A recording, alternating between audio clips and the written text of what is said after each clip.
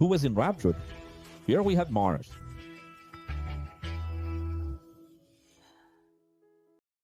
"66 class out of 72 final stretch. University X, 2 classes in 1. It will be dating, engagement, marriage, commitment, contract, and then it goes into masturbation, fornication, sex, homosexuality in the light of the original biblical texts, and then in the second class, lesbians, bisexuals, homo. It's poly, IPA. There are other terms, but I can't list them all here.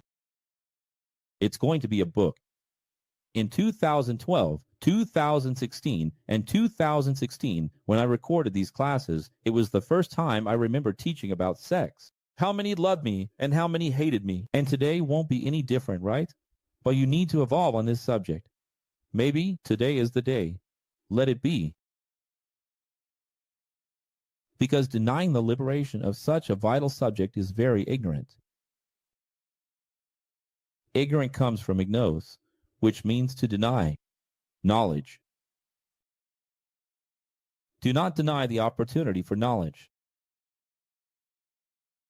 The world would be resolved, as they always say, with 3 doors, right? Of the Bible, of weapons, and of semen. With the Bible, we wouldn't have wrong religions. With weapons, death and war would be avoided, and with semen. The only course that doesn't exist is for being a father and mother. And then all the psychological problems that exist in society come from children born to incompetent people or children who were even born but are not educated as they should be. They might have some education, but not as it should be. In religions, little is said about it. Because of what?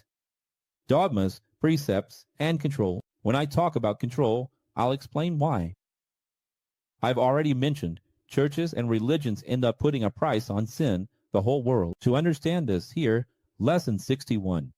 The martyrology. Who remembers? Sin, I didn't like God. Also rat, fish, and grandfather.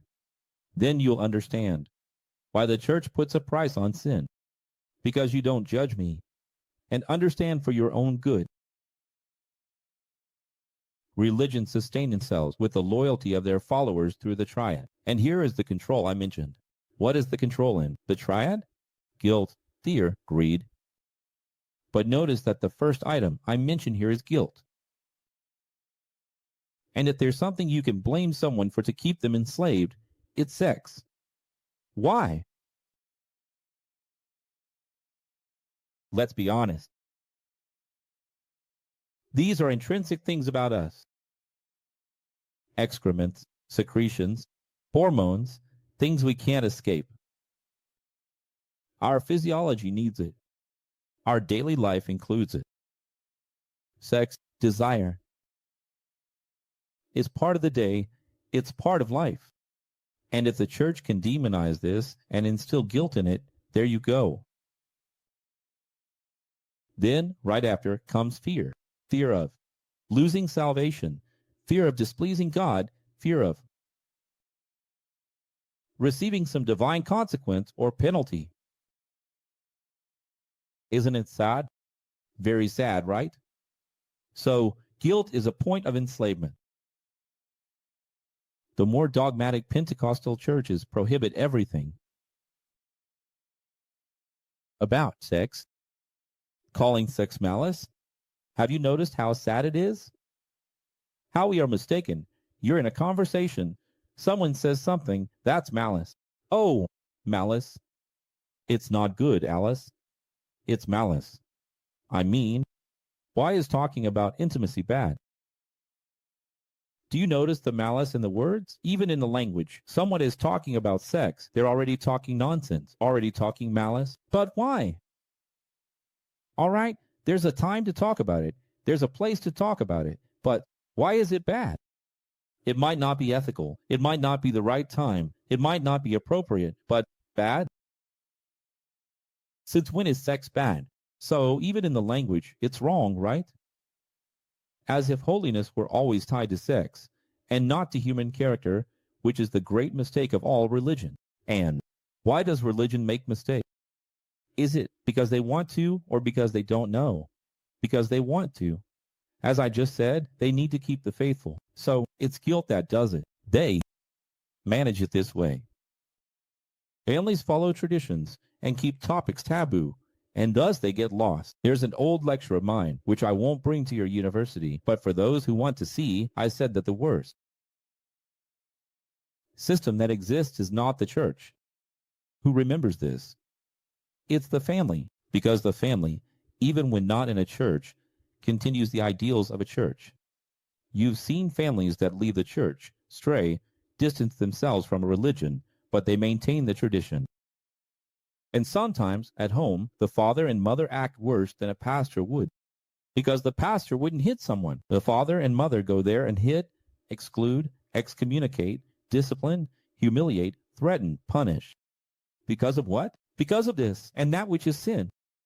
So, the family, we have to love our families, of course, but Jesus came, died on the cross to extend this family to all surnames. So we love our family, our responsibility, but we extend it, and we are all brothers and sisters.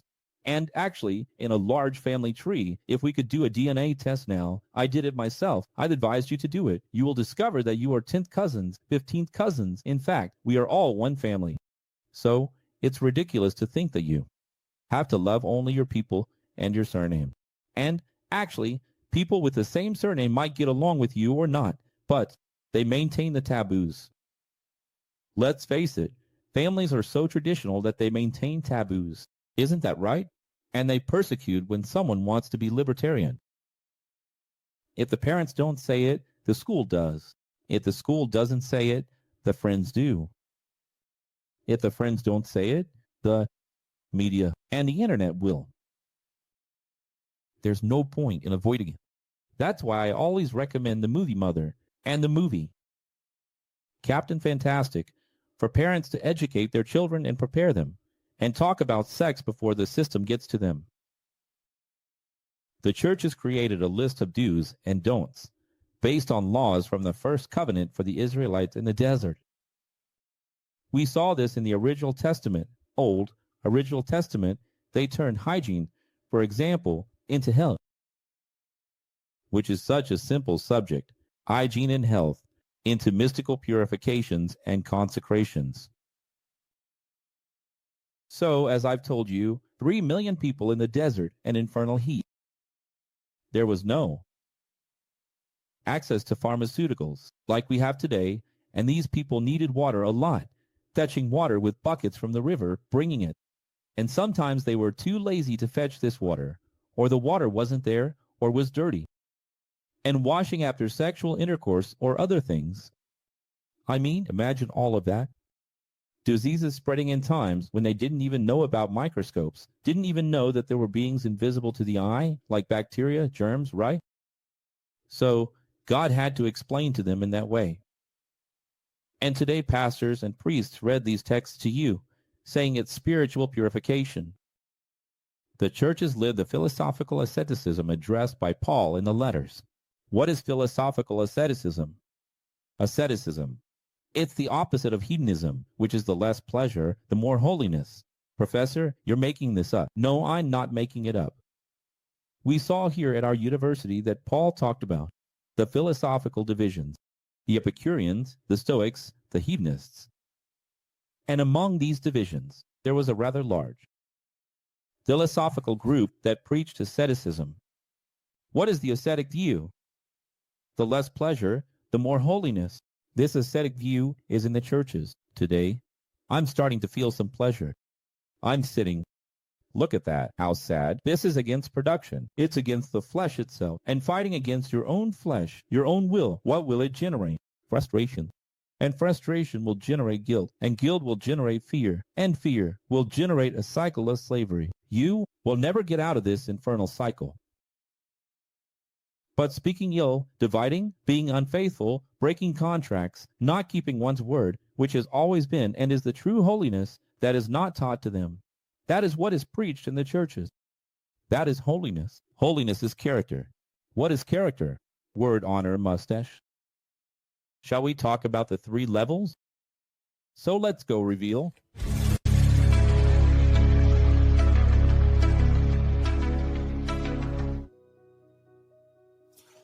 First, let's go dating. Knowledge. What is dating? In the original, knowledge. The word dating means to get to know. I can be dating anything. I can be dating a house, dating a car, dating a city where I will live. I am getting to know. And the psyche. According to our secular psychology says that it forms in up to 25 years, with some references up to 10, 12 references, and that we only reveal ourselves, manage to hide for at most 2 years. So we hide and reveal ourselves in at most 2 years. That's why, based on this knowledge today about psychology, the ideal for you to consider someone a friend, and not the Facebook term friend, where people go around saying my friends. Don't call anyone a friend, don't devalue, no? Don't trivialize this term, only call someone a friend. And only call them love, if you really love them. And only call it a relationship when you've really started a commitment. Only call it love. Only say my fiancé, when it really is a promise of marriage. I mean, use the right terms. A person is a friend only after they've spent 2 years with you in the IOP filter. What is the IOP filter, in good times and bad? You only really know a person after you've been through good and bad times with them. So, what often happens with exes? People date. Dating. On the weekends. You know that I've dated. Many of you know how many problems that caused, because people leave the system with a very small mindset. And they want the leader to be like a grandpa, with white hair, already with children, grandchildren, everything, all set, to meet, to kiss, to bring little gifts for the pastor's child. But then, when they see that, the founder is still getting ready, it's a shock. As long as he is celibate, he has to be ascetic, he has to be closed off, just for me, just for us, just by us. So, just so you understand, many things happened and people didn't understand. I've been through so much, just Sarah must remember that. How many things I've been through, Maria du Carmo, someone from the past must know. How many times they told me, teacher, what fornication, because I live with my girlfriend. You have to fornicate, you have to make the oven catch fire, really light the oven, stoke the coals, and bring the person into your life. Otherwise, you're not dating, you're not getting to know each other, you're deceiving yourself. That's why churches are full of divorces. Imagine what kind of dating is this where you get to know the person. Saturday and Sunday. Holidays, weekends, vacations to go to the movies with romantic flowers. Of course, that's a lie. I want to see waking up every day. But I went to invite the person, and the person didn't agree to live together. Then, it's already a bad sign. Because if she's not willing to give up her life for you, something is already wrong there. Or maybe not. Do you understand or not? Of course, you have to give it some time, you have to talk. The transition is not easy. Each case is different. That's not what I'm saying. I'm saying that if people don't get to know each other in a certain point in the relationship, maybe not at the beginning, maybe at the start of the relationship, you date long distance.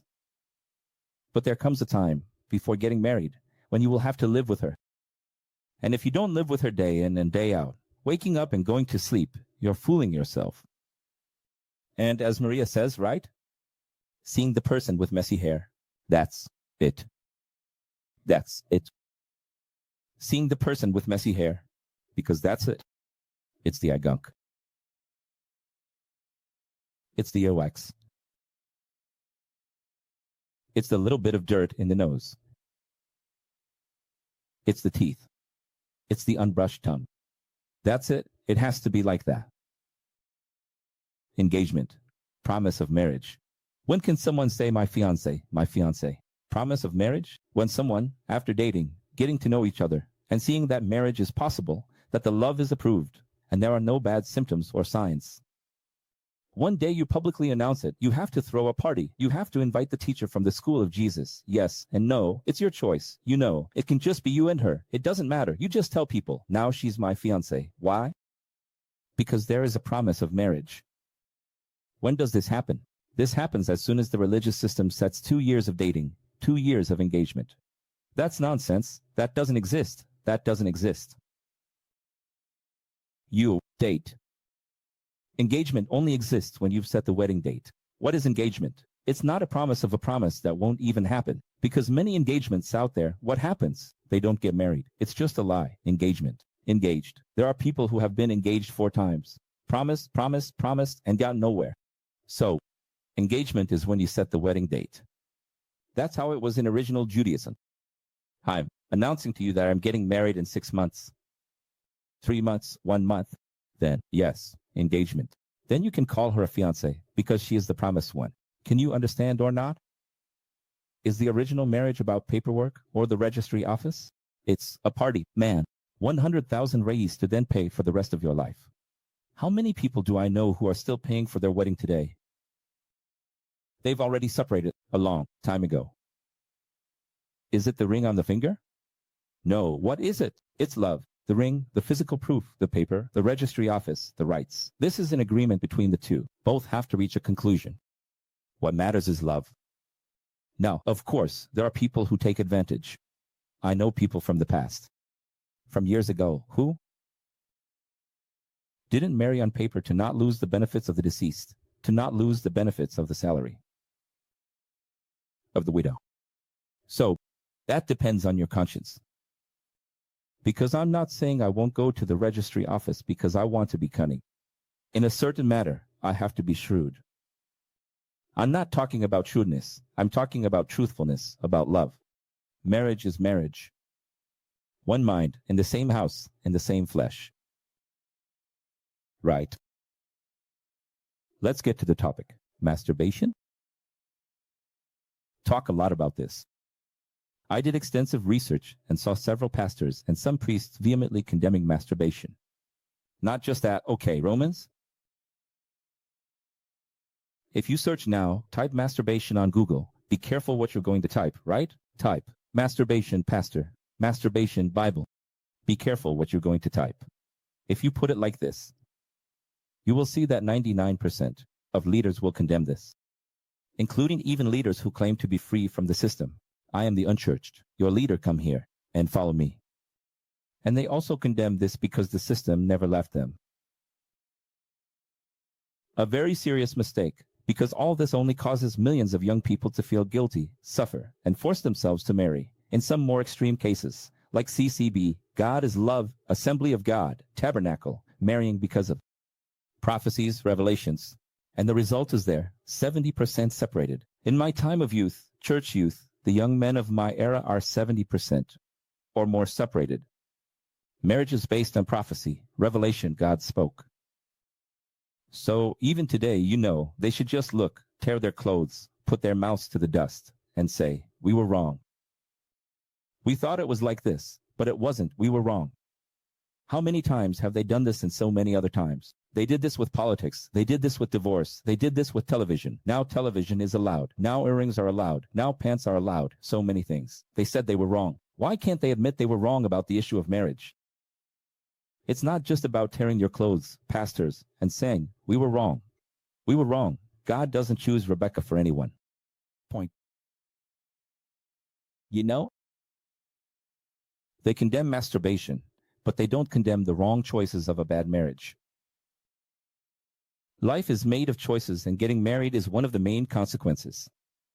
Father and mother, single or divorced, and children, who will form a generation psychologically disturbed by the absence of a father and mother. Where do all the psychiatric and psychological problems come from?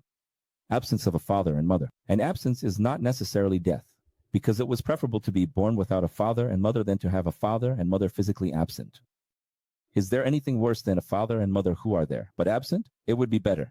Some people feel sad, saying, I never knew my father and mother, which is good, be happy, because there are people who have parents who are dead in life. That indeed is sad. And even so, we have to overcome and move forward and form new spiritual fathers and mothers. Your life is full of fathers and mothers. Colossians 2 verse 18 and onward. You can't do this, you can't do that. Who remembers? It only serves one's own religious ego and false holiness. I didn't include this because we have already seen it here, original Colossians. But I talked about asceticism. And the pastors make mistakes. You pick up a theology book. They say this term is talking. This passage refers to Gnosticism. There's nothing Gnostic about it. This here is asceticism. What is asceticism? False. Piety. Your Bible will say that it's wrong. False. Holiness. That is, it seems, it has some appearance of holiness. Apparently, these things they prohibit seem to make a person better. But then, Paul says they have no power at all, not even to restrain the flesh, nor to manage desires, impulses. They have no power. Does prohibiting help control the flesh? Does prohibiting help in controlling? Or does it make it worse? It makes it worse. It adds value. Isn't that right? When God said, don't touch this tree, he increased the value of the tree. Isn't that so? Isn't it true? So, imagine I tell you here, there are 1,000 videos of mine. Let's say there are 72 degrees, but the 72nd is forbidden. It's a forbidden video. It's a video that only some can watch. Which video do you think you want to watch? The same pastors who prohibit masturbation are those who trade wives from 60 for 30, from 40 for 20, just like the Pharisees and Jesus. And when I talk about Pharisees and Jesus, it's because here in the Bible of Nakwaza, I told you that they had contracts where, even when a woman burned the rice, they could trade wives. And why do I say this? Because someone complains, so-and-so dates, no, marries, just like they did with me. Good thing, no, marries. What did you want? For me to be divorced 5, 6, 7 times, with 7 children, 1 with each woman? I mean, if I haven't married, it's because there hasn't been certainty yet. I'm taking my time. Now look at you, look at yourselves. What is really sad? Sad is when a person makes such a serious decision and stays there. Then, regretful, and as it happened in the Tabernacle of Faith, the wife, at 60, saying it was God's will for her to leave and come. The 30-year-old, and both wives sat together next to the pastor. What a blessing, right? No, a blessing. Total blessing. But it's not to form a throuple. It's because the older wife felt in her heart that a younger one needed to serve the husband and that she was unable. I mean, why is this wrong? Because the contract was until the end, right? A contract is a contract. When you seal it here, love, it has to be love until the end. But now it's not the same as before. It's not producing milk like before. Oh, it's not. It matters. There was the milk phase, the medium milk phase, now the low milk phase. Revive it, find a way, inject something and make it happen. Did the devil invent sex? Was it evil that brought chemistry, desires and hormones? The couple can only have relations for reproduction and not for fun, pleasure, mutual enjoyment. You know, the church is terrible, terrible. The churches say, they said in the 70s, 80s, 90s, some still say, at least about 30% of the churches in Brazil still preach that sex is only for reproduction. Only for reproduction. And that is unfortunate. By no means. The Creator signed with 72 hormones. He was the one who made all the hormones in you. Because the Krivo sees this truth, it doesn't wait for materialization. For him, your desire is already valid. God fulfilled it. But I didn't materialize this in evangelical churches. It's crazy, right? Here you sing with me, desire, fulfill. But there, in evangelical churches, it's crazy, this here. Because there it's like this. The person says, no, but I didn't do anything. Did you get to do anything? No, I didn't do anything. The virgin girl from the church, she says. The girl leaves, the youth group stays right in front, right? Seems like she's a little saint. And the parents look, what a wonder, my dear, beloved little daughter, when they go to see the little girl. No, I haven't done anything yet. She's done it, touched, rubbed, did so many things. But it's that she hasn't finished. I mean, do you see the mentality? How are people? I didn't do anything. It's because for them, this and that is still nothing. It's everything. It's only after they've done everything. I mean, look just where we are. So for God, if you desired, you accomplished, you did it. And stop the hypocrisy. That's how we handle this matter. Folks, this matter is so serious, so serious.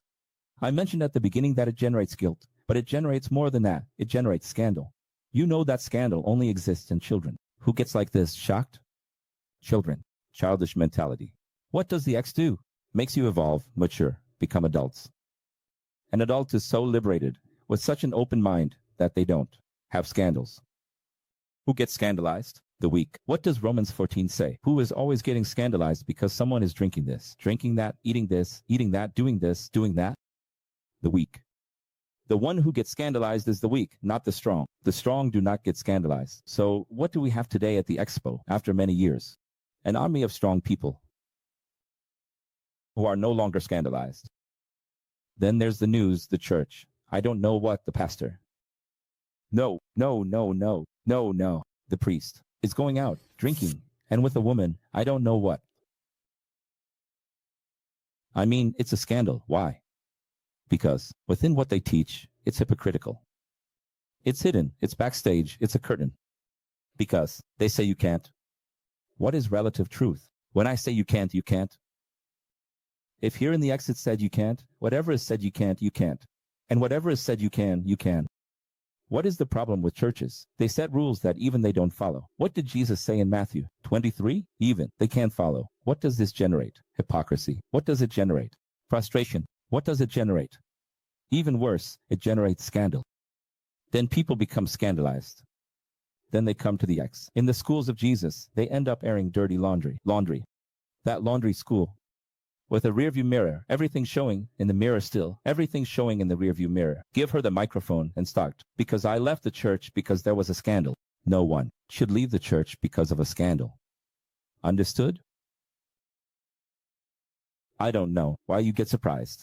Every man is the same, all the same. What is it that we don't understand? Everyone is the same. Don't come to me with stories. There are 3 levels of sexual appetite. I'll say it, but everyone is the same. That's why Professor Paul said in 1 Corinthians, instead of burning like embers, choose to marry. Isn't that right? What happens with the churches? They stay there. Ember, ember, ember, ember, ember. They suppress desires, then the subconscious or unconscious. Subconscious is the lower part. Unconscious. It's the upper part, bringing hormonal impulses to the mental surface. In the religious system, they call this evil arrows, temptation. Do you know why? Because in the religious system, temptation is only about sex. It never is. No one read Matthew 4, Luke 4 to see that the test there, the temptation, is about having being and power. What is the temptation in the garden? To have being and power. Eve was tempted by having being and power, not sex. Then, the tabernacle of faith, William Branagh comes and says that was sex with the serpent. My God. Why? 2. Demonize sex. As if sex were the problem. Sex is not the original sin, my God. The serpent there was not a man's penis. What nonsense. Some people say the serpent was the male organ. Yeah, you laugh, right? So, what happens? Temptation is always that for them. What is temptation? Someone is being tempted. Because a woman is passing by. Because a man is passing by. For God's sake, people.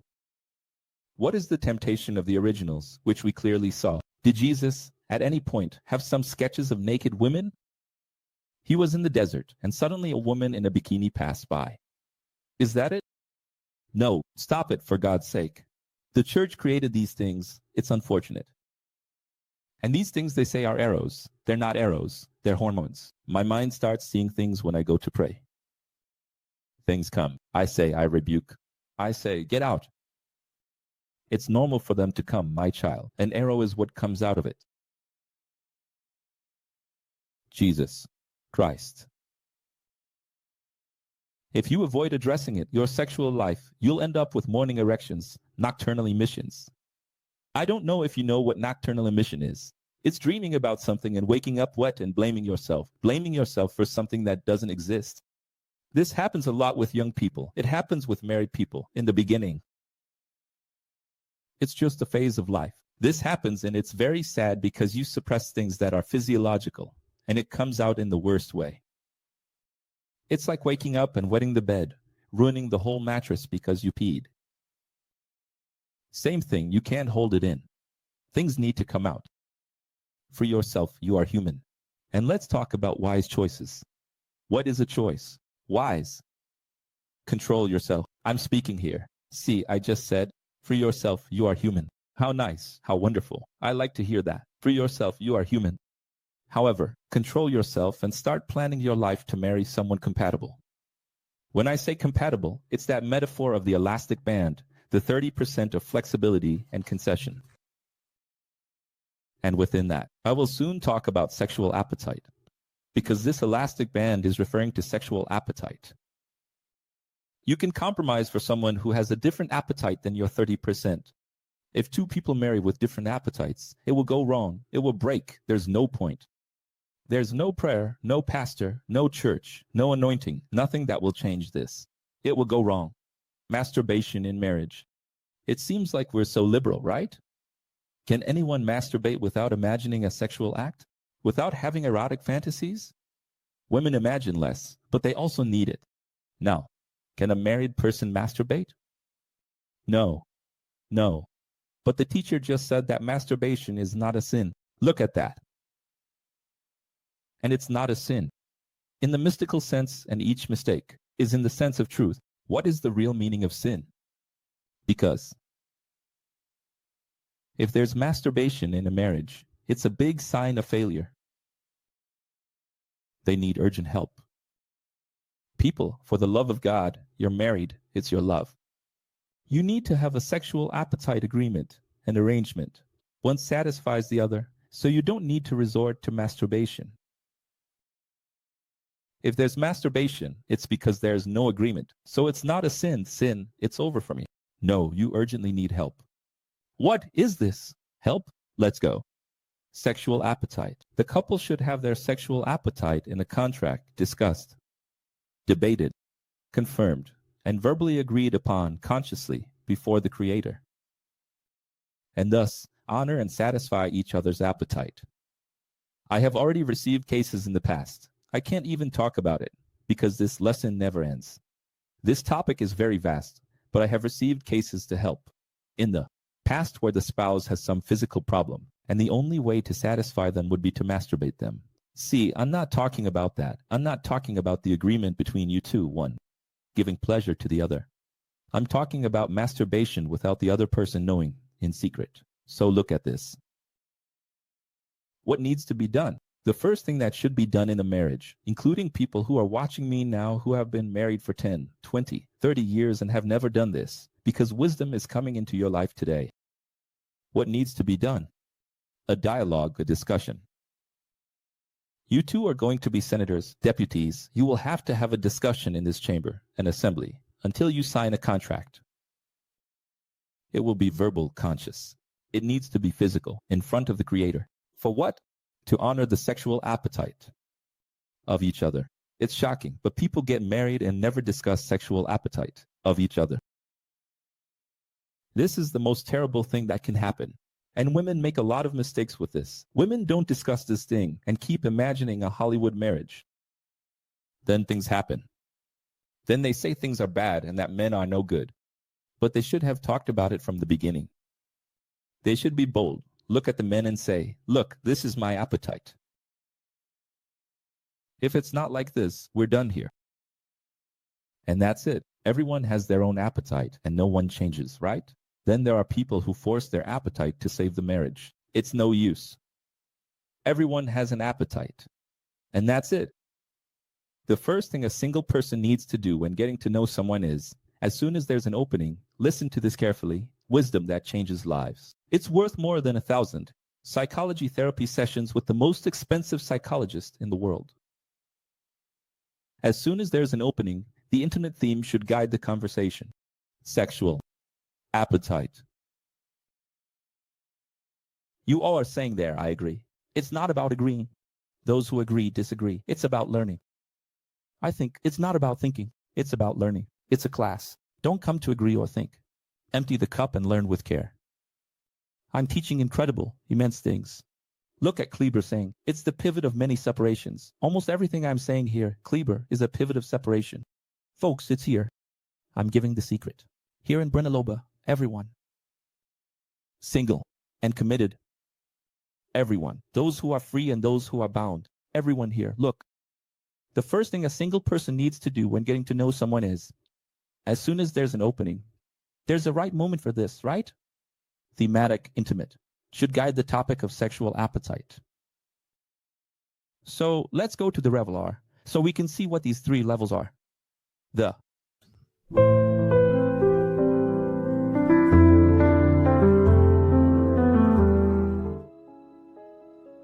3 levels are frigid, medium, and hot, which are called burning, abrasive, fiery. What is this, people? Frigid. He was born that way. His sexual appetite is once a month, once every 15 days, at most once a week. That's the most he can manage. And that's it. And that's why the marriage is like this. That's why things are like this. Because the person is like this, and that's it. They will push 30% of the elastic. More than that, it snaps. It's trying to save a situation that can't be saved. Then it's no use. Then people go to pray. Pray my foot. How are you going to pray for something that God made? That's wrong. How do you want to put together 2 elements that don't match and say, go ahead, take it. Take 2 heterogeneous elements and say, Lord, intervene. Intervene. Take water and pray and say, go ahead, mix Jesus, mix Jesus. There's no. Take leftovers. It's not going to mix for heaven's sake. It's heterogeneous. The physical is a metaphysical point. Stop the nonsense. So what is frigid? It's a person who has sex once a month, once every 15 days, at most once a week, if that. The average is 3 times a week, twice a week, 4 times a week. Tough, huh? The hot one is the person who needs it almost every day or every day. And then you have to talk. You know, can the average work with the hot? It can. Can the frigid work with the average? Difficult. Frigid works with frigid. And hot works with hot. Maybe an average. You have to talk beforehand. It's the first conversation you need to have. What do? People do everything wrong. Then they get mystical in the process. Then the flower. Then the movie. Then that song. Then the moon. Then the sun. Then her outfit. The smell. The chemistry. The kiss. When it shouldn't be emotional. It should be cold math first. First rational, then emotional. Reason comes before emotion. The first thing you should do is talk. This topic. Oh my God, how am I going to talk? It's to free yourself. Because later, at any moment, the chemistry hits, the emotion kicks in and ruins everything.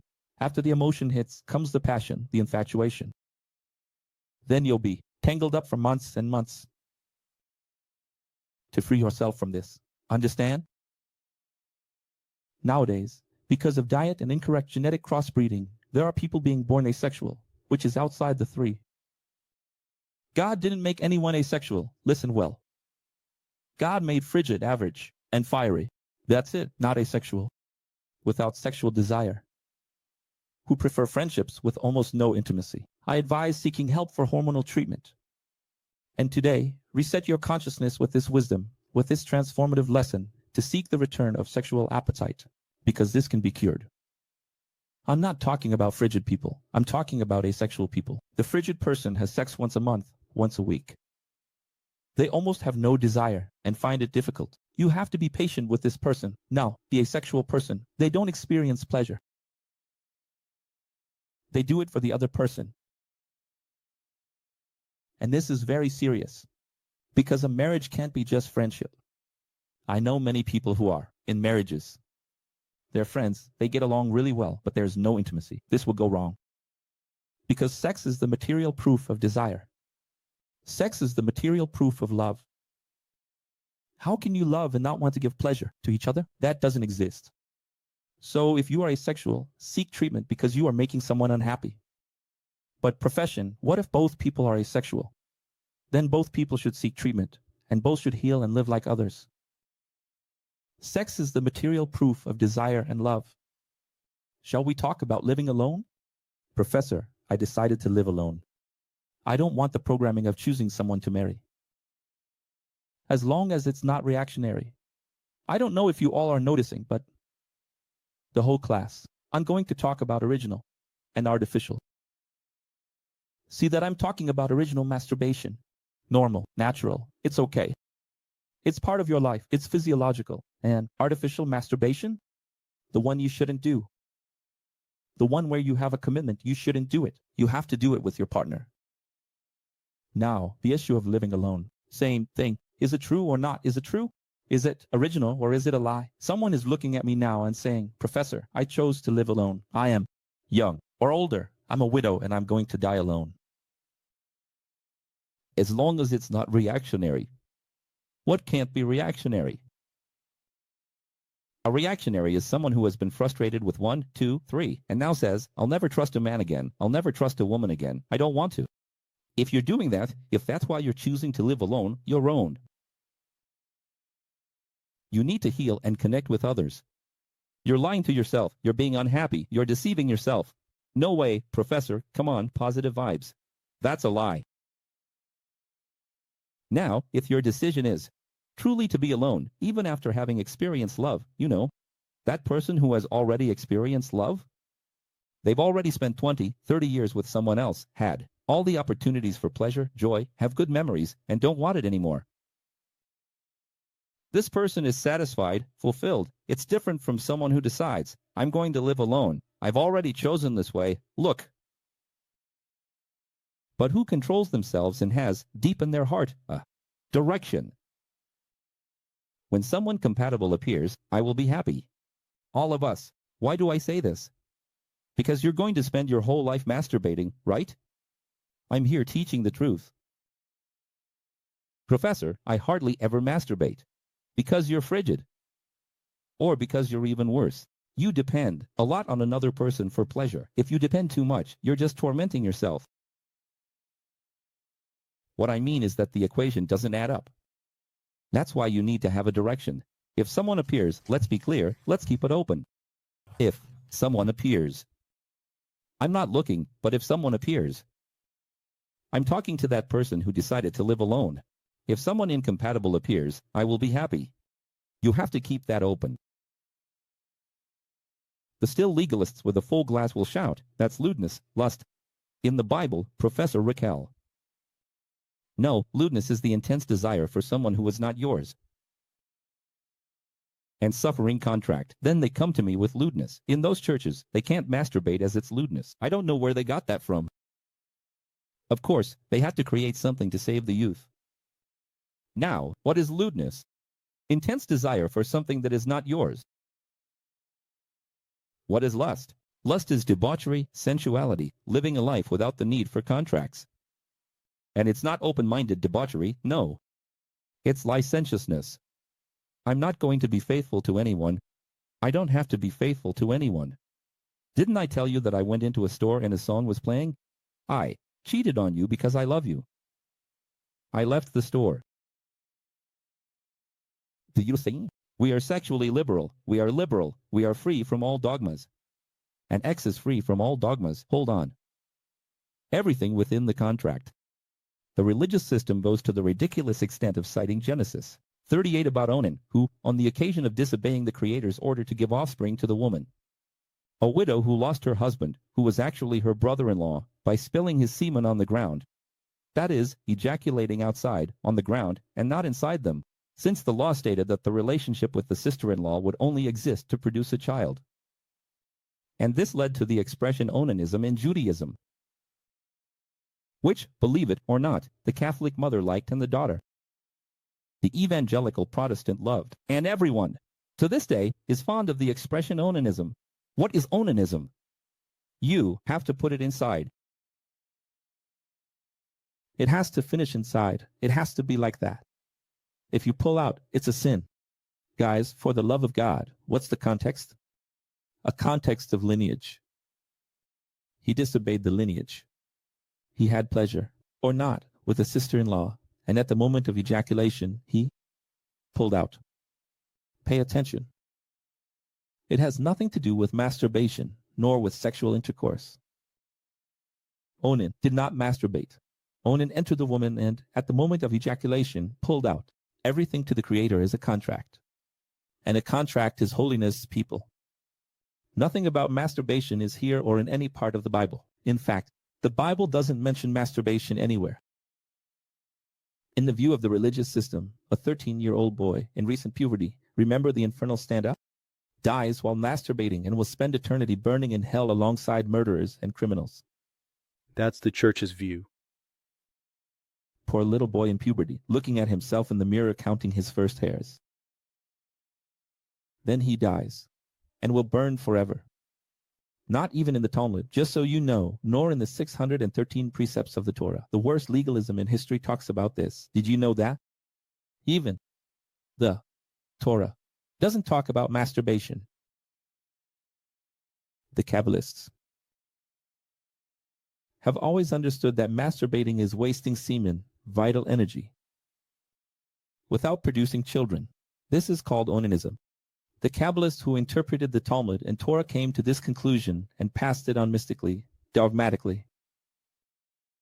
This idea comes from filling the earth and multiplying, promoted by Pentecostal churches, like God is love, for example, which only grew because, thank God, in quotes, each couple has 5 children. Many Muslim groups, 7, 8, 10, 11, and Jews, the minds of these people are so small. Imagine filling the house with children, because that's a blessing to distract life. The magisterium of the Catholic Church states, without hesitation, that masturbation is a grave offense. Chastity, to which everyone is called by God. The same ones who created celibacy, prohibit divorce, and even today, contraceptives. Although Catholics all use condoms, contraceptives, all the priests approve of divorce, the priests all approve of it. They're in the church's companion to this day. It's a sin. It makes sense for a church that says it's a sin and everyone does it. And the worst of all is chastity, which has already been more than proven to be flawed, to be ridiculous. That's why priests are always involved in sexual scandals, because the math doesn't add up. Asceticism was condemned by Paul. Remember him saying, they forbid marriages in the name of holiness? There was a large group of ascetics in Paul's days who forbade marriage and said that this was holiness. In the Bible, this is condemned. Condemned. So, why that the universal cheese goes there and asks pastors to have a vasectomy? They force them. They don't ask. They force them, the pastors, to do it. Or neo-Pentecostal churches. For the same reason the Catholic Church doesn't let priests marry. They have control over them to avoid legal, social scandals and the like. And in the end, they avoid scandals and get involved in others. Because the reprimand, this physiological repression of priests, leads to what? I don't know who told me just now. It was yesterday on the program, right, that they mentioned 3 priests had been, who said that a priest had been involved with a woman, that a priest had been involved. I don't know what, she drank and did drugs, and the priest, I don't know what, just now, yesterday. Why are these scandals everywhere? Because it doesn't work, it's wrong. The Catholic Church should go public and say, we were wrong, all priests and nuns masturbate. Not me. You think not? Then, you see how hypocritical this is. Tell me one priest and one nun who doesn't masturbate. So is masturbation not a sin? It can be, yes. If someone is doing it while cheating, lying, hiding, deceiving, and to whom they promise fidelity. That's why everything is dual. That's why everything is relative. That's why everything is yes and no. Masturbation itself, which is physiological, can be betrayal, because it can be a form of desire. I desire someone, even though I'm in a relationship. If you're in a relationship, you shouldn't desire anyone. And can a single person masturbate and sin? Yes. If they masturbate thinking about someone who is in a relationship. Look how interesting that is, you see? So, I can masturbate, it's normal. But masturbating while thinking about someone who is in a relationship is the same as lying with that person, you see? So, it's not a matter of, oh, singles can do everything. Married people can't do anything. No one can. No one can do what harms others, right? Do we seem liberal? Do the originals seem liberal? They are, for those who obey the contracts. If you obey the contracts, yes, be faithful to the contracts. And within them, within the contract, you will have freedom. And obviously, your freedom cannot harm someone else's. So it goes up to that point, right? I have dealt with countless mothers and fathers who punished their children for watching pornography. Or because they were living there, secretly or masturbating. Learn to be parents, for God's sake. I corrected these parents vehemently. I don't encourage this much. because soon the mothership, Kadia, will have to set up a toll booth. There will be a huge line of people coming here, wanting private messages, and I don't give private messages, wanting psychological, therapeutic counseling, I don't know what else. But when people come, who break through the bubble, who arrive here, the staff provides assistance because the situation is difficult. I caught my daughter with hentai pornography. I caught my son was doing this, was kissing. I caught her in the condo, kissing another girl. And then they punish, take away the phone, do this, do that. Does it help? My God, stop being like that. That's why I say, it's not in the church, but it is the church. It's not in the church, but the mentality is the same as the church. Punishes like the church, disciplines like the church, benches like the church, excommunicates like the church, does just like the church. You are the church. You are the worst temple that exists. Parents who are true churches. I left the system. You are the temple itself. You are Satan. You are a priest. So you don't know how to be a father, don't know how to be a mother, don't know how to be a grandmother. They say grandparents are sugary parents. You grandparents, stop that too. The parents can't do anything, but the grandparents can do everything. Then at grandma's house, all is allowed. At aunt's house, all is allowed. Another wrong thing, the father says one thing and the mother says another. The mother can't, the father can, the father says no, and the mother says yes. Usually, it's the father who says no, and the mother who says yes. Oh, when your father isn't here, what do? Do you have any idea how wrong that is? In the eyes of God? You know those daughters who want to start dating and then want to bring their boyfriend home. The father says, not here. Under my roof, no. As long as I'm alive. Goodbye. Then the mother comes and says, don't worry, my daughter. When your father leaves, from this time to that time, bring your boyfriend and do things here, because I prefer you doing all the most horrible things on earth, right here in front of me. It's all wrong. Isn't it wrong? All wrong. Why does it happen? Parents need to have one stance, just one vision. They are just one flesh. That's not marriage. That's a lie. That's not marriage. That's giving away. That's division. Marriage is unification. It's one mind. The two have one voice. One directive. Have you ever thought about the Brazilian government saying, from today on, it's decided what? Then soon another person comes, takes the podium, grabs the microphone and says, it's decided what? Then you say, huh, but the Brazilian government. Have you thought about it? There can't be two commands. There can't be two voices. There can't be two governments in a house. Father and mother need to talk. First, agree on what to say, what to do, and what will be done. And you, physicists who are watching me now, if you have parents, have a custom in your house where you can't do this, can't do that, where they never free themselves, where their mind is a system. Don't try to change your parents, slam doors, argue, or raise your voice. Simply, seek your independence, work, save your money, and go to your own nest. Go live your life. You won't change your father's or mother's house. There's no point in fighting everything. Oh, I'll go to grandma's house. No. Take your independence because you won't change your parents' house. Isn't that right? It's a fact. You won't change your parents. Don't try to change anyone. Is sex before marriage fornication? Fornication was never sex before marriage, but rather sex for the sake of sex. What is? Sex for the sake of sex? Sex for nothing. And why did God set these rules? Some people don't understand. Every rule has a principle before the rule. Before it becomes a law, it's a principle. Look, I can tell you like this. It's forbidden to arrive at the mothership after 6 o'clock on Saturday for school. But I'm not making a rule. Where? Whoever arrives later is out. I don't use those terms. You know that here there are none of those prohibitions. There are no such terms. But if I were to do that, there would be a principle. There would be a reason. It's because something is happening that harms the whole. And because it harms the whole, a rule was made. So everything has a principle. Before it becomes a law, it's a principle. What is the principle of fornication? Have you ever stopped to pay attention? What is fornication and what is the principle? The principle is not to disrupt society and the kingdoms and empires that were to be born and the things that were to emerge, destroy the trichotomous structure, which is father, mother, and offspring, the triad that God made so that people wouldn't destroy the organization he created. That's all. Its principle is not because two people are making out and getting together in a car. And now he looks there and says, angel of death, decapitate. Wield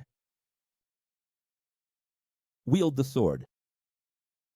Is that it? No, it's because he has a concern. His concern is not with Johnny and Mary, who are making out by the tree. His concern, he understands this very well. He knows this is a phase, all of this passes. His concern is that the family is affected, the principle of life. Is that it? So, let's go. Just open several translations in Matthew 19 verse 9, for example, and see that the phrase between commas, when Jesus says, except for porniae, it can also be moichia, is translated in some Bibles as marital unfaithfulness, or sexual immorality, or prostitution, or adultery, or fornication. I mean, in the Bible itself, the originals are explained. If you don't have access to the originals, just open 2, 3, 4 Bibles and you'll see. There are Bibles that will say, you cannot divorce, you cannot issue a certificate of divorce except for marital unfaithfulness, and another says except for fornication, but hold on. Fornication, this proves that married people too. Now the churches freak out. How are the churches going to respond to this? So the churches are completely wrong. The churches don't know anything. It can be the most theoretical person, with whatever ego, watching me now. You all don't know anything, because married people also fornicate. But how do couples fornicate? But what do you mean? Isn't fornication that? What is fornication? Sex without pleasure, without commitment, without love, without the intention to love and be loved. But I don't understand. You'll understand soon. Churches condemn young people, but they have millions of couples having relations, imagining other women, other men while they are together.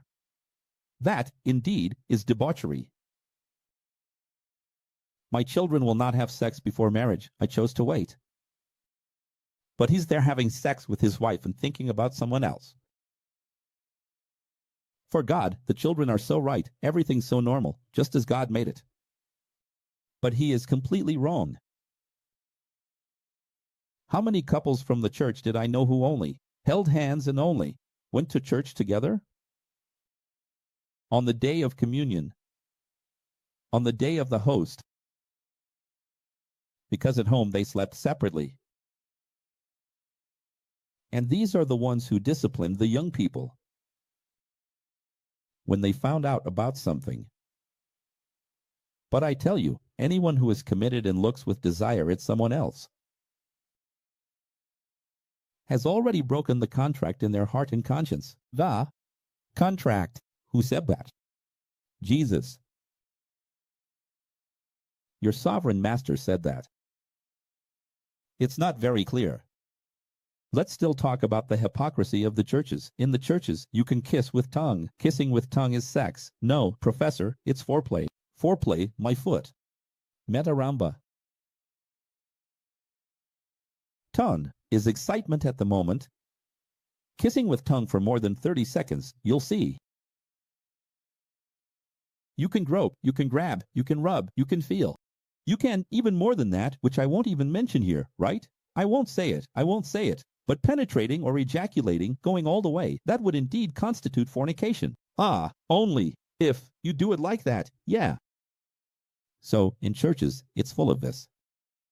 The young girls, to protect their virginity, have sex here. It's sticking on top, below, on the side, behind. But, there, in the holy vulva, it can only be a finger. Thing, hairbrush, anything. But it never went in there. And even put a little, but God saw it didn't go all the way. So, therefore, I'm still a virgin for God's sake. So, this is the hypocrisy of the churches. Who here now tell me which couple in the world doesn't make out, doesn't touch? Tell me. So, everyone fornicates. Do you see how ridiculous it is? You can't have relations. All couples have relations. Not in my church. In my church, it's in front of the parents. Exactly. The two meet in front of the parents. Oh, really? That little 30-second bathroom trip of yours. You don't know what happens behind your back. There's the meteoric hookup. What are you going to say? A close person who, when dating, was from the church, and when it came to hugging, had his hands turned backward, so as not to touch, not to feel. I once heard Pastor Malafea. Listen carefully to what I'm going to say. I'm using Malafea. Malafea is an iconic example in churches. Malafea said that, after some time of dating, the girl should take the boys from the church and punch and knead them like dough against the wall to do a final test to see if they're not gay, he wants. Before actually getting married, a little before getting married, grab them, throw them against the wall, and do like a gecko. Crazy. And why? To be able to see if they're really not gay. I mean, they themselves are teaching fornication. Because fornication is that. Fornication is already the desire, my God. Who here knows, by the way, sent a hot, spicy emoji on WhatsApp, it's already sex. Who here is wise enough to choose everything in life, and when it comes to marriage, won't check in the light, or will check in the dark? Do churches do blind marriages? Is that it? And that only puts a price on sin, and consequent abysses call for other, even greater abysses. What do you do when you're choosing potatoes, carrots, and onions? Don't you feel them? Don't you? Look, does anyone here just go and buy a car, a house, a fruit, something, without looking, without observing, without touching, without testing? Then you do this your whole life, with everything. When it's time to get married, you close your eyes. Close your eyes. Whatever God wills. He prepared the best for me. You get to the honeymoon, honey, honey, honey, honey, honey, honey. Everything's messed up.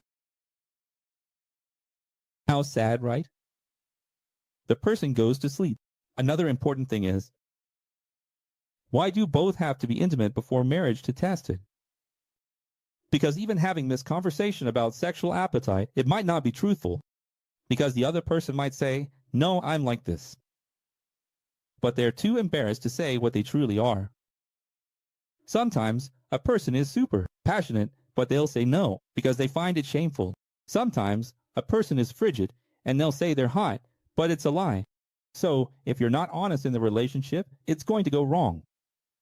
Isn't it about getting to know each other? How do you get to know each other with lies?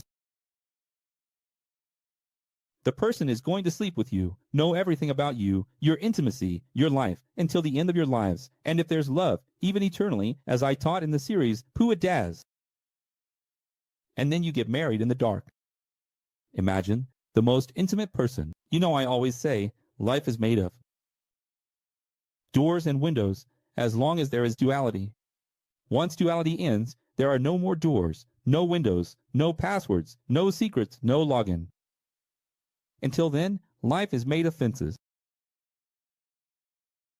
So, we have about the galaxy and the universe, we have about the Milky Way, we have about the solar system, we have about the Earth, we have about the continent, America, South America, Brazil, Santa Catarina, me here, right? Then Florianopolis, then Sao Jose, then Barreros, then Martyr Plata Street, then the entrance door, then the other door, then the other door, then the door to my room, then the door to my bathroom, then the door to my drawer, then the door to my heart. Look at how many doors we pass through in our intimacy. And this person you are going to marry is the person who crossed all those doors and knows everything about you. And what are you willing to do? Are you going to choose like this? Out of nowhere. Is it like this? The 3 types of sensory. Shall we go? Did you see that it's signed? Vaginal, oral, or anal. Why? I'm not even going to get into that much, but just read the Song of Solomon and you will see that nothing is wrong as long as it is agreed upon between both. Both need to want, to desire. Listen well. A man needs to learn to convince his spouse. Isn't a woman swayed by what she hears and a man by what he sees? There are many men who are jealous of Acquio. Jealousy of Acquio, people who are not exes, obviously. Oh, because I have. It's not jealousy of the person here. It's jealousy of the female consciousness, because he thinks his wife's consciousness should be only for him, because the woman can only learn from him. Then the woman comes to the table and says, I learned from the Acquio. But how come you don't learn? Then the man starts making little bets out of ego and begins to say certain things. He just says the opposite of me, just to provoke her, just to see how much she likes him. He would even agree with me, but he disagrees with me just to see how much she likes him. Then she says, no, I prefer what Akel said. Do you understand how wrong this is? Both wrong on his part, full of ego, and on your part for provoking. Actually, you need to stop with this nonsense, all this ego foolishness. Because, in reality, what am I saying? You need to have the skill to convince your spouse of what you like, of what you want. Isn't that right? So, a man needs to learn to convince his spouse with wisdom and earn this by treating his wife with empathy. So there's a lecture out there by Claudio Duarte, which says that a woman needs to be treated well from the morning. You have to give her jewelry, give her hugs, show affection, breakfast in bed, flowers. You have to do everything she wants, obey her, chocolate, please her all day long, so that at night, maybe, she'll open up. That's Claudio Duarte teaching. Folks, that's not love. He himself is teaching people not to love each other. He is teaching the interest in a quid pro quo. Do everything for your wife, in the end, who knows? If you got married wrong, before knowing wisdom, the truth, I advise you to sit down one day. Look, this here is very important. I know couples from the past who have done this before I gave this lesson and it worked out great. If these couples can testify, I will be very happy because, look, there are troubled couples who have already done this here. Listen to this, this will free your life. I will read very slowly, okay? If they married wrong, before knowing the truth and wisdom, got married wrong, what I mean, folks, is not that you two are wrong. Maybe you're not, maybe you're right, but I mean, the contract is wrong. It's like they sit down one day alone, romantically, in a quiet place, with no one around, and make a new contract. I'm not going to say remarriage, but it's a new contract. It's not a renewal of vows, no, it's a new contract. It's not a reprogramming of the contract. It's a new contract. Agreeing, then, for the first time, on their self-assessments of sexual appetite, with absolute frankness. My dear, my love, my flower, my life. For the first time, I'm going to tell you. Actually, I was never honest with you. I really am, I'm fiery. In truth, my dear, I've always been frigid. Do you understand? You have to do this new contract, and everything should be done with care, empathy, respect, patience, and knowledge. And why am I talking about knowledge? If there's one thing you have to learn in life, it's to know about sex. And now I'm going to say something that will scare a lot of people. There's no point in saving a marriage with fantasy. Oh, it's no use. I'm not saying you can't. You can do anything the couple wants, but you won't save a marriage with fantasy. It's not by dressing as a nurse that you'll save your husband. Watching movies together, sexy shop, bringing this, bringing that, cucumber, it's no use. The marriage needs redefinition. Adjustments in a new and fair contract for both. As with everything, sex cannot have ego. Sex is the opposite of ego. Both need to know and satisfy each other. Otherwise, there's no reason to be together. Did you understand? Everyone out there, to save the marriage, it's prayer. Or it's a sex shop. New ideas. My dear, I saw a little thing here and talking with friends. Will it work? Yes, it will. Do it with him. He'll like it. Oh, what nonsense. That doesn't save anything. Actually, can I tell you the truth? You're just signing your defeat. You're just realizing how many funny things there are. A woman should. There are women who change to blonde, to redhead, to brunette. Folks, it doesn't help. Folks, it doesn't help. Love is free. You either like it or you don't. It is or it isn't. A woman should tell the man everything she desires, and the man to the woman. Shouldn't they talk? You have to talk a lot, that's it. Instead of spicing things up with novelties, just go beyond what everyone else unsuccessfully does out there. Which is what? Oh, sexy shop, costumes, do this, do that, change, go to the salon. Hey. Get a boob job. Listen. Read about intensity, positions, creativity, participation. I'll say it again. Study. I'll exclude here to make it clear. What should a couple do? Listen. People. Read about how to do it. Intensity, position, creativity. Creativity is not fantasy. Sensitive parts. But you have to always do this together, always together, because you are one. Flesh. What I'm trying to say is that both have to study away to do this better. And when I say this, better, it's true. Because the different types of sex, all of them, the way you choose to do it, according to the agreement you've made, the sexual appetite you have, when you go to do each of them, or one of them, 2 or 3, when you do it, you have to do this type of sex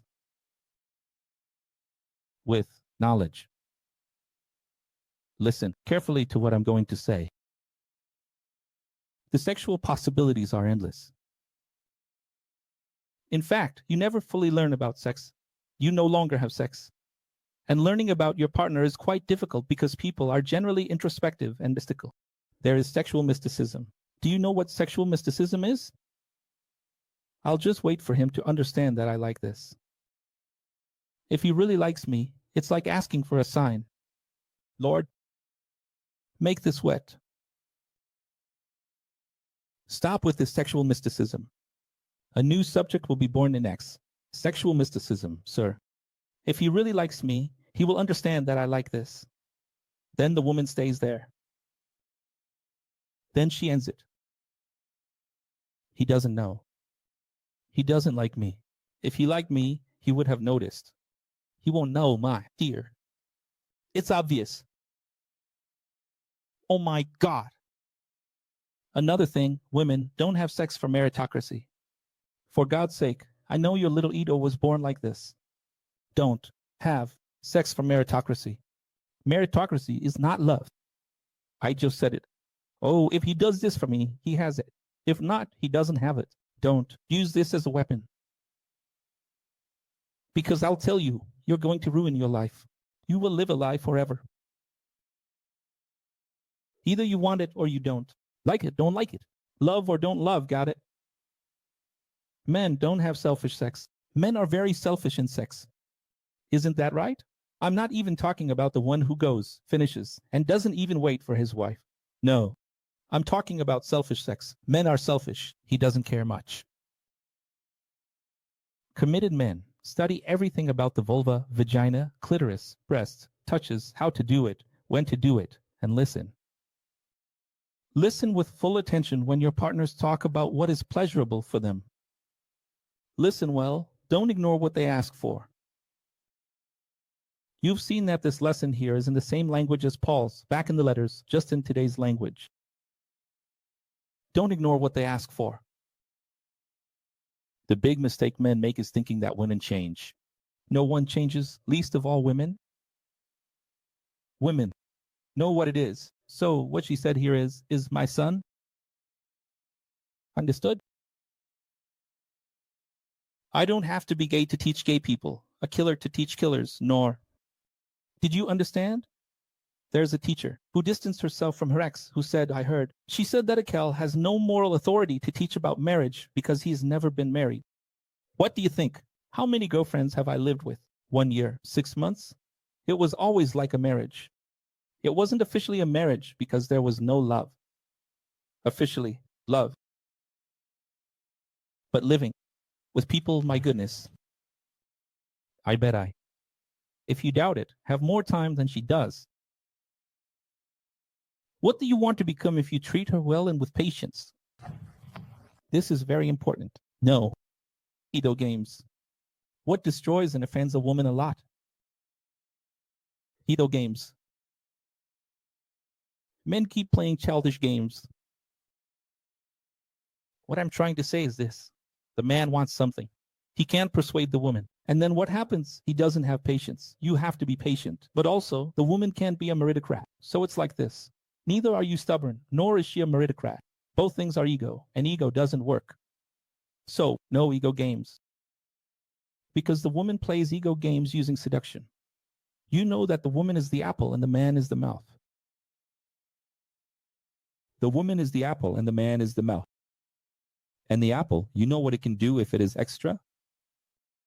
It will use its seduction, its appearance, its beauty to get the bite, according to what it wants. And the mouth, if it is extra, you also know what it can do for harm. Everything should be done with hygiene. Be very careful with that. Another important topic, semen holder. How wisely to avoid getting pregnant? Avoid contraceptive medications that greatly alter women's hormones, making them overly sensitive, not to say bipolar. This is very serious. I'm not calling women bipolar because we are all bipolar.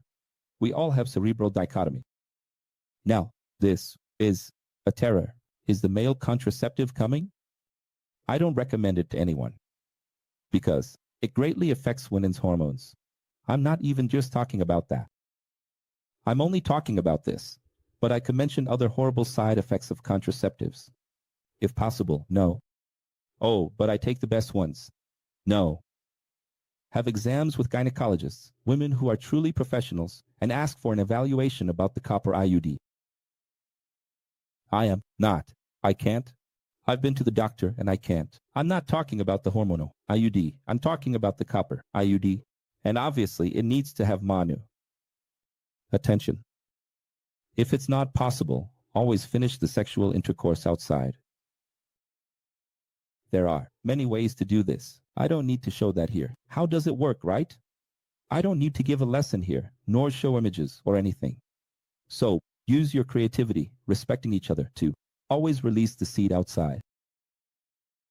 But that's not enough. You know that's not enough. So, why does there have to be a way? Shall we? What would I advise? In A. Wisdom that's hard to apply, because you are all different people. 78 types of people. Let's go. If there's no possibility of using the copper IUD, which is non-hormonal, listen carefully. It obviously requires maintenance. You need to have follow-ups in gynecology. Use condoms for vaginal intercourse. And if there is a contractual agreement in other forms of sex, first let the man, as a gentleman, give pleasure to his partner, then receive care from his partner, who should have the empathy to reciprocate, and thus they finish outside. The woman who will only accept vaginal, she needs to understand one thing. She is responsible for this. She needs to understand that she is responsible for this. She only wants vaginal, and the man will have to accept that. So, listen carefully. You are already 60% compromised in terms of reciprocity. And depending on genetics, because there are women who have a genetic disposition for a lot of reproduction and not. Just look at the mother. How many children does mom have? If mom has 3, 6, 9, 12 children, you already know. The tendency is. Does your family have twins? The tendency is. Mom only had 1 child or 2 children, so the tendency is. But even so, you know, these things are difficult. How many cases of people who got pregnant while menstruating? How many cases of people who got pregnant just from there, playing around a little, entering a little? How many cases got pregnant after 15 years of not having any more children? Thought, now there won't be any more. Suddenly, they get pregnant. An unwanted child. And then you have to accept it. I won't get into the issue of abortion, because you know very well that abortion is Pentecost. The same prefix as Pentecost would be 50 days. In fact, the spirit comes into the body. That is being formed with the 50 days, which is when the brain starts to form. And then, yes, the spirit comes and incarnates in the little body, lent by God, without having divine ownership. Do you understand that? Up to 50 days, which is almost 2 months. Abortion is not taking a life. More than that, 50 days, 60 days, then it gets complicated. And then it really depends on whether it was rape or not. It's up to each person's conscience. But what I mentioned about the scandal at the beginning is the same thing, you know? This is what I've been talking about from the start, scandal. Those women who say, well, had an abortion, and spend the rest of my life lamenting in depression.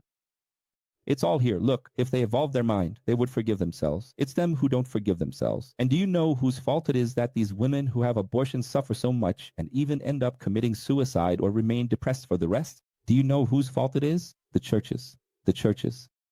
Because it's the churches that say, oh, you had an abortion now. Live with this guilt for the rest of your life, you wretch. And that's what the churches do. The churches are to blame.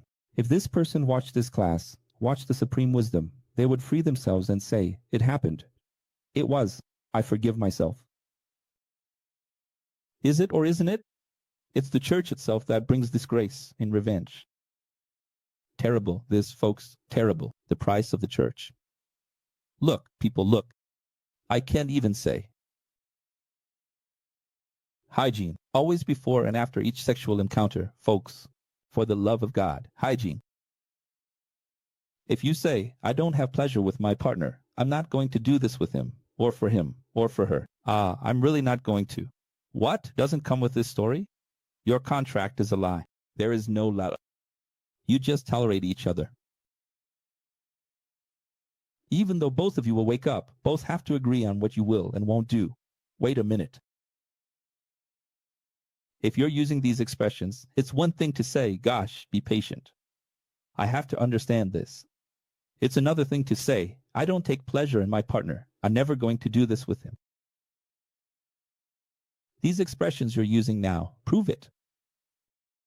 And your marriage? It's not a marriage. It is dimension. It's good. It's not a marriage. It's not, isn't it? Isn't that it? Yes. Let's go further. Committed women should know everything about their partner's sensitive points. For God's sake, how many years have you been married? You've never even read about the glands. You don't even know your man's sensitive points. Because, folks, men are not all the same women. They're not the same at all. All women are different. Each woman is different. Women with sensitivity on the nape, the neck, the breast, below, above, and they're different, totally different from one another. And what does that mean? It means that men need to talk. They need to talk. To know, they need to notice. Men should know everything about their partner's sensitive points.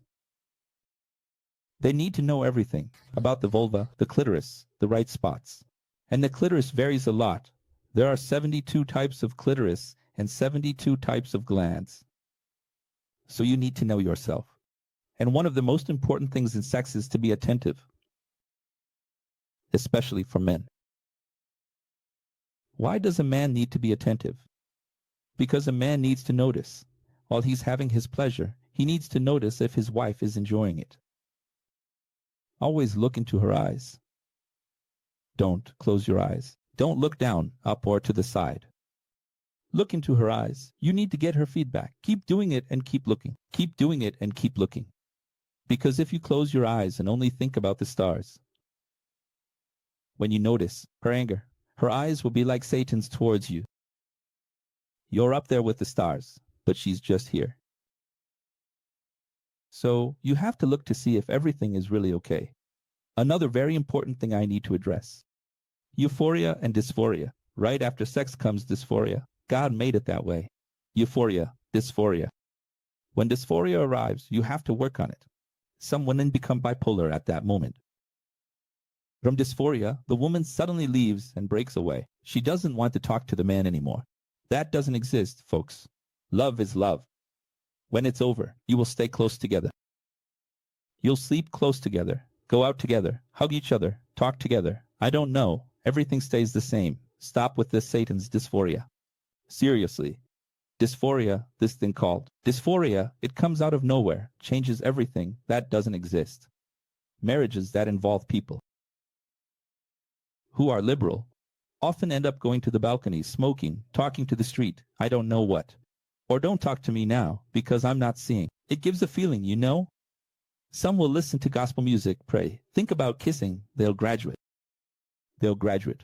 Right after doing the thing, they'll graduate. It makes you feel like God. I don't know what. It makes you feel like God. It makes you feel like God. And attend any class except the 66.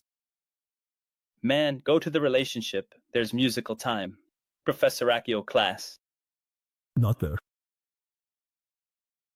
But I'm serious about what I'm saying. Be very careful, because when dysphoria comes, you have to overcome your ego and stay balanced.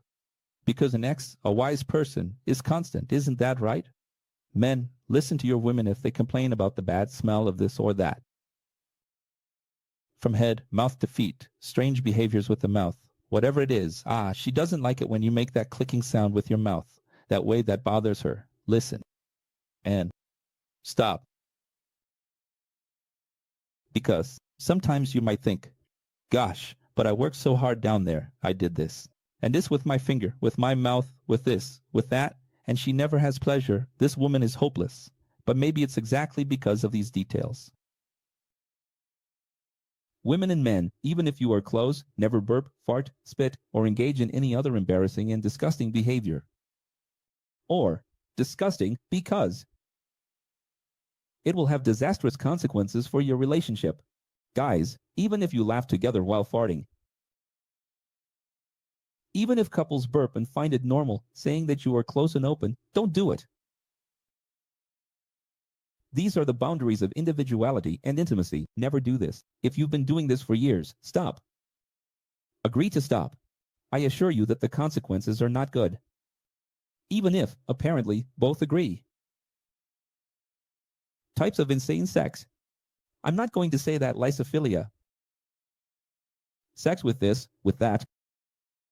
Golden showers, urinating on the face, all these things. All humiliating, sickening sex is the result of the human ego that, with ambition, always wants more than it has. What is this? This psychic pathology is because the person very easily achieves something. And then, as they quickly reach the sexual target, it no longer gives them pleasure to release the hormone. It has to be something attainable, and since it's already attainable, I no longer have pleasure, so it has to be unattainable. I need it again.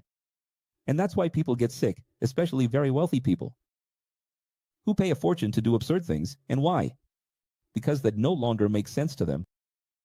You, who are simple, who have a natural, normal life, I don't know, average, you find certain things unattainable, but for them. So, very beautiful people, for example, those perfect people who look like they're made of plastic, these people were already born beautiful. They find a very beautiful partner, just like them, a plastic couple. The most beautiful thing in the world, models. But then, that no longer brings pleasure. It doesn't. They've already achieved it. You look at them and value them so much, and you enjoy their photos, but for them, it has no value. So what do they have to do? Their ego will seek something greater. And then this something greater sometimes ends up being unhealthy pursuits. And these unhealthy pursuits vary, because it goes far, right? It goes far. But this. Another thing. Those of you who watched pornography, who watch it, those of you who do this and that, be careful with sex. Tendentious. An X cannot live by trends, by fads. We are outside the system, we are ourselves. Each one has a signature from God. So, don't live by fads. For example, the trend in recent years is sex, animalistic, violent, 50 shades of gray, grab me, do this, do that. We don't have to be like that. Each couple has their own way of doing things. Slow, medium, fast, start slow, finish fast. That's a combination of you and your sexual appetite. Now, don't live by trends. I don't want your wife to do this and that, animalistic, this and that. Each couple has their own way. You have to talk and, if it works out, okay? I don't need to say that what some do, even if it's not illegal, is unethical, immoral, or at the very least, inelegant. Behaviors that a temple of the creative spirit should not have. What? Sickly sex. I think, for example, the guy likes to give slaps. The woman has to want it, has to like it. If she doesn't like it, he can't do it. The issue of 50 Shades of Grey, dominance, this, that, nonsense, it's not necessary, but if someone likes it, they'll have to talk. Both will have to do it the right way, without humiliations, without ridiculous things. You can't take pleasure in someone else's humiliation, right? Why take pleasure in someone else's humiliation? I even understand that a little bit of pain here and there, some people like it, some don't, I don't like it, but those who do, do. It fits each of your enneagrams. But within limits, right, folks? Always respecting. As I said, always looking into the eyes of the person you're copulating with, isn't that right? All your pleasure needs to be in the other person's body. Beyond that, it's a sign that the relationship isn't going well. If your pleasure, look, this is very important. Your pleasure has to be in the person's body. If beyond the pleasure, their body isn't enough, I need. All right, sometimes an accessory here and there, but hold on. Look, that accessory is for her body. That accessory is for your body. It doesn't go beyond that. Beyond that, when it starts to not be enough, her body, or it doesn't help, then the situation isn't going well, right? Let's now connect to the second lesson, which is about sodomy, effeminate men, lesbians, gays, bi, poly, pan. Und Kia plus. Is anal sex sodomy? This is something we'll die answering. For God's sake. First time we've seen this at this university? What is sodomy in the originals, haven't we? You just saw in the original Old Testament classes, Sodom and Gomorrah were cities where people had horrible behaviors. Didn't I just talk about this? Sick sex? They were sick, they were well off. An advanced society, and a society that no longer found pleasure in the natural. So, it has nothing to do with homosexuality. It has nothing to do with anal sex. Sodomy. But the Bible says the sodomites remained. The sodomites are people with insane, sick behavior. If you have an idea, let's make it clear. 2 people entered into Lot's house, who were angels in the appearance of 33-year-old handsome men. Imagine, without any duality, without any imperfection, extremely handsome men. And those other men and women were knocking on the door, wanting to have relations and get to know those 2. I mean, imagine what kind of society that was, where you don't even know a stranger who arrived in the city and you already want to have relations with them. I mean, what level was that? It was a city where you barely arrived and people were already inviting you to bed. The level of, there was no social behavior. There wasn't even social order anymore. And furthermore, he offered his 2 daughters, and even then, they didn't want them. And later, remember that these 2 daughters had relations with their own father. I mean, also in these cities, it was normal to have relations within the family. So sodomy is not about anal sex. Sodomy, for God's sake, is about sex between father and child, between siblings, between brothers. It's about having sex with strangers you don't even know out of nowhere. It's about no longer finding pleasure in a spouse, but having relations with animals. That's what Sodom and Gomorrah were. So there are ancient historical accounts, including clay tablets, where it was noted that women walked almost in pairs, with their breasts exposed, but it wasn't in the natural indigenous style. They had behaviors that were absolutely different from the natural ones that God created. So this is what? Sodomy. For God's sake, right? Lesbians, bi, and gays, the real issues that are responsible for the growth in the number of different types of love and relationships. Intimate ones. Listen carefully from the beginning. I'm not talking here about original and artificial. I didn't say it like that. I decided to be alone, Professor. Original or artificial? If you decided on your own, after being satisfied and fulfilled, okay. Now, if you want to be alone forever and you're reactionary, had 3 bad relationships, this being alone, your decision to stay alone, is not original. You need to heal. Understood? Do you get what I'm trying to say? The same thing as the issue with gays. While in Grammadu 2018, a lesbian couple came to me and said, Professor, what's the issue? Can I have a little PV? He said, I can't. That made me very curious, and I thought, I'm going to talk to this lesbian couple. And it wasn't lesbian, because there are various types of lesbians. And this lesbian couple was a woman-man playing the role of a man, and a woman playing the role of a woman. It was the so-called femme. And then I talked to both of them, and they both said to me, "Are we right? Are we original?" I asked them, with witnesses nearby, "Are you original lesbians? Or artificial? Are you lesbians because you had some issue with your father? With abuse? With your grandfather? With your uncle? With the male figure? With your husband in the past? Reactionary? A trend? Because sometimes it's not even a sexual issue, but at home, they saw their father offend their mother, hit their mother, and developed a hatred for men. Is it reactionary, or is it true? Or is it a trend? Do you understand what I'm trying to say? A person needs to analyze to see if it's true. Is it true? So, we are like sponges. Children are encouraged to change their sexual orientation. An open psyche is like open source code. In technology, what is the child? The child comes the same way. This robot dog that arrived for me here. It's open. You teach, you are responsible. So this is the first issue that is responsible for all of this. Then the hormonal issue in food since 1950. Do I need to talk about milk? Do I need to talk about chicken? I'm not joking. Is it serious about soy? It is serious. This hormonal issue back in 1950 didn't affect those who ate this or that. But then children were born, then more children were born, then more children were born. For a fifth, sixth generation, my child, things started to change. And it changes. If you think it doesn't change, go see someone who started hormonal treatment. I met a boy who was born with so much female hormone that he had breasts, he had a high-pitched voice, he had effeminate behavior. And then he underwent treatment. He started to grow hair, he had fewer breasts, less breast tissue, he managed to control himself, his voice became deeper, everything returned to normal. So it is a hormonal issue indeed. Reactionary behavior with grandparents, parents, or one's own disappointments in heterosexual relationships. Is that it? To be able to answer correctly whether you are or are not truly a lesbian.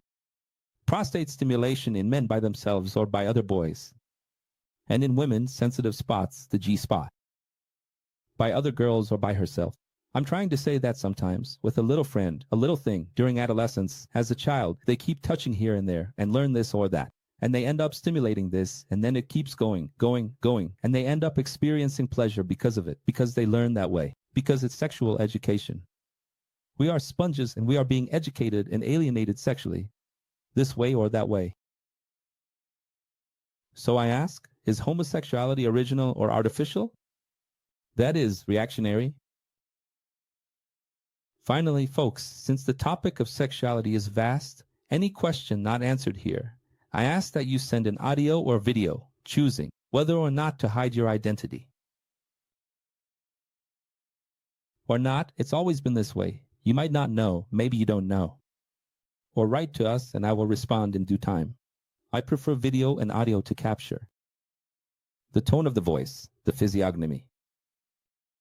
Even more elements to respond to you better, because you know you will speak little.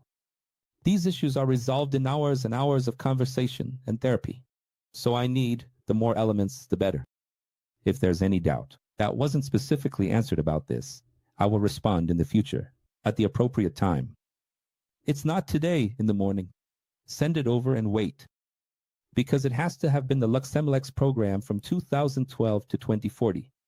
At some point, I will respond beyond what was discussed here today, because the topic here, as you saw, is extensive. And it's good, and it's important, and it's transformative. Everything can be done.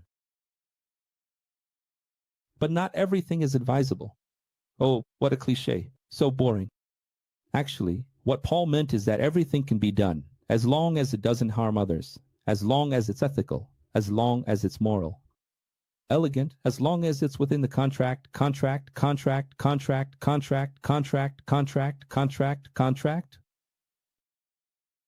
You have to talk to resolve the issues. And the main point of this lesson is sexual appetite. Self-knowledge, what is your appetite? Does it involve another person? What is their appetite? Without this conversation, nothing will work out. Never. Never. This was the mission accomplished lesson on sex. 1,260 missions of the sent emissaries. Because Paul is saying the following: there's no rapture here. Here we have Mars.